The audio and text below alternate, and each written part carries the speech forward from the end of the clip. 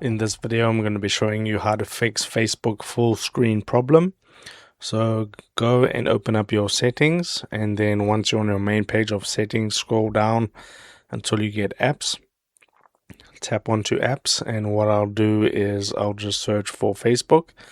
Once you've searched up Facebook, you want to go and scroll down until you find storage. Click on storage, and then right now you want to clear the cache. You can see clear cache right there, and that should fix the problem. If it doesn't fix the problem, go to the Play Store, and what you want to search for is Facebook.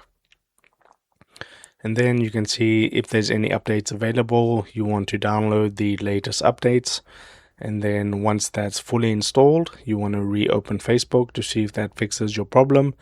And then the next thing that you can do is you can simply restart your phone, and then your problem should be fixed. If this helped you out, drop a like on the video and subscribe to my channel.